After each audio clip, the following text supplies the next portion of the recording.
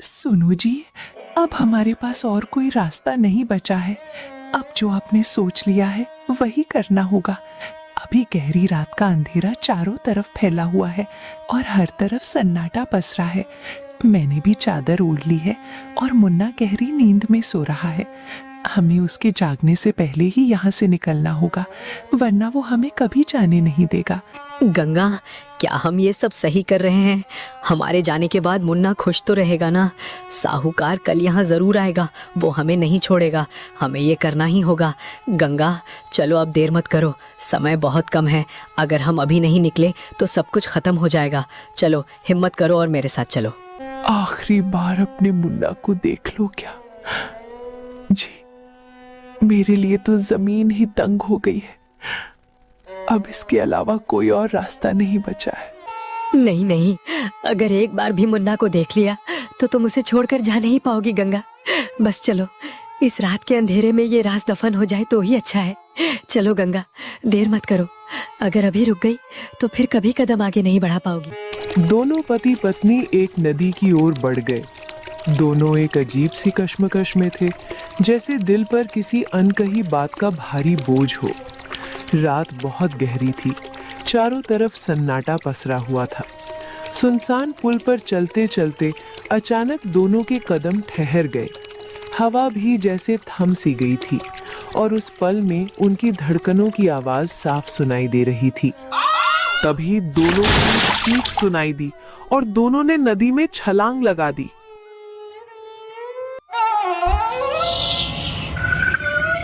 अरे बाप रे, ये तो मोहन और गंगा है।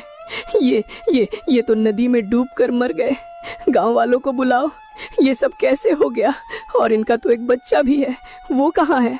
हरे रंजन, ये तो अनर्थ हो गया। चलो चलो चलकर गांव में इस घटना की सूचना देते हैं सबको। इस तरह ये दुखद खबर पूरे गांव में फैल गई और भारी मन से दोनों का अंतिम संस्कार किया गया। मुन्ना बहुत छोटा था। उसकी मासूम आंखें समझ ही नहीं पा रही थी कि ये सब अचानक कैसे हो गया। कल तक जो उसके साथ थे, आज हमेशा के लिए दूर हो गए। अंतिम संस्कार के बाद सब लोग वहां से चले गए और मुन्ना उस सुनसान जगह पर बिल्कुल अकेला रह गया। काफी देर वहां बैठने के बाद मुन्ना घर को वापस लौट आया। घर के नाम पर उसके पास एक पुरानी झोपड़ी थी। वो घर पहुंचकर अपने माता पिता की याद में रो ही रहा था कि तभी गांव का साहूकार वहां आ पहुंचा। अरे ओ मोटू मोनू, तेरे माता पिता तो अब इस दुनिया में नहीं रहे, तो मेरा कर्ज कौन चुकाएगा रे? क्या आसमान से पैसे बरसेंगे या तू ही अपनी गुल्लक फोड़ने वाला है? मुझे अपना पैसा तो हर हाल में चाहिए ना। मैं कोई दान की दुकान थोड़ी चलाता हूँ।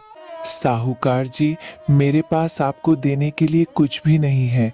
मैं तो आपका कर्ज अदा नहीं कर सकता। मेरे घर में चूल्हा तक ठंडा पड़ा है। खाली बर्तन ही मेरी गरीबी का मजाक उड़ा रहे हैं।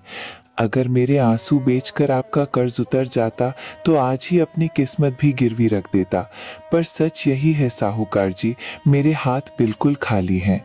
हाथ खाली हैं तो मेरी आखिरी बात ध्यान से सुन ले। इस झोपड़ी में अब तेरा कोई हक नहीं रहा। ये जमीन, ये टूटी दीवारें और ये छप्पर सब तेरे माता पिता ने मेरे सामने कागज पर अंगूठा लगाकर गिरवी रखे थे।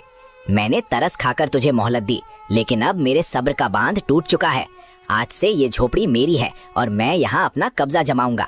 अब अपनी किस्मत का बोझ समेट अपनी तशरीफ का टोकरा उठा और मेरी आंखों के सामने से दफा हो जा, वरना मुझे और भी सख्ती करनी पड़ेगी। अब इस पर कब्जा जमाने का समय आ गया है। अपनी तशरीफ का टोकरा उठाओ और यहाँ से दफा हो जाओ।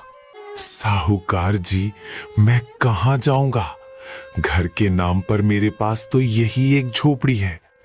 अगर ये भी छिन गई तो मैं दर दर की ठोपरें खाने को मजबूर हो जाऊंगा।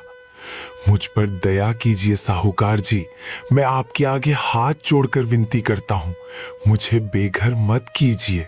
तो मैं क्या करूँ? अब तुरंत यहाँ से निकल जा, वरना अपने गुंडे बुलाकर तुझे घसीटते हुए इस गांव से बाहर फेंक दूंगा। समझ गया ना?